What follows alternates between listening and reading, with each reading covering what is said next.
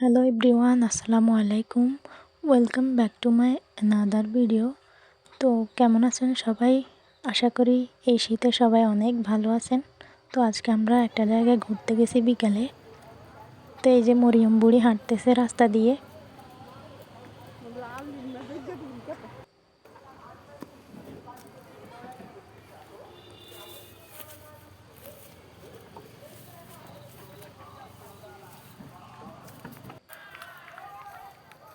সে খুব আনন্দে আছে এই জায়গায় এসে, কারণ তার কাছে এই জায়গাটা অনেক ভালো লেগেছে।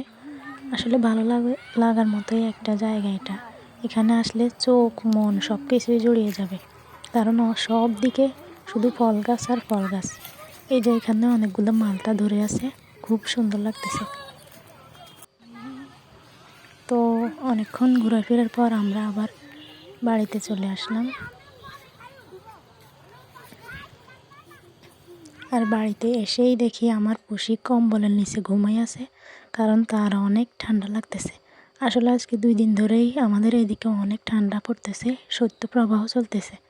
তো ঠান্ডা কাটানোর জন্য আমি চলে আসলাম লাল চা বানানোর জন্য। তো এখানে আমি পানি দিয়ে 2টা তেজপাতা ছেড়ে দিলাম, লবঙ্গ, দারচিনি আর এলাচ দিয়ে দিলাম পরিমাণ মতো। তারপরে দিয়ে দিলাম একটু লবণ স্বাদ মতো। তারপরে দিব 1 চামচ চিনি, কারণ আমরা চায়ের মধ্যে বেশি চিনি খাই না, তো সেই জন্য চিনিটা কমই দিছি। তো পানি ফুটে ওঠা পর্যন্ত অপেক্ষা করতে হবে। তো পানিটা ফুটে গেছে, এখন আমি পাতাটা দিয়ে দিছি, চা পাতা। আর আমার চাটাও খুব তাড়াতাড়ি রেডি হয়ে গেছে।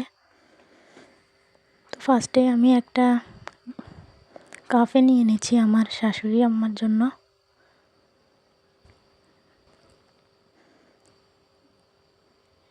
তো চায়ের মধ্যে আমি 1 টুকরা লেবুও দিয়ে দিছি টেস্টটা আসার জন্য, আর ঠান্ডার অনেক উপকার করবে এই চা। তো ওনাকে দিয়ে আসতে যাচ্ছি, তারপর আবার এসে আমার জন্য আরেক কাপ চা নিছি।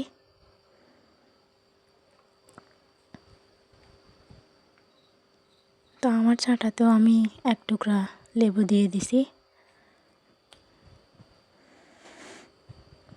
তো এই হলো আমার আজকের চা, মানে লাল চা। শীত কাটানোর জন্য এই 1 কাপ লাল চাই যথেষ্ট। তো আমার ভিডিওটা আজকে কেমন লাগছে সবার কাছে, আর আমার চাটা কেমন হয়েছে অবশ্যই কমেন্ট করে জানাবেন। আর ভিডিওটি ভালো লাগলে লাইক, কমেন্ট, শেয়ার করে চ্যানেলটিকে সাবস্ক্রাইব করে বেল বাটনে ক্লিক করে দিবেন।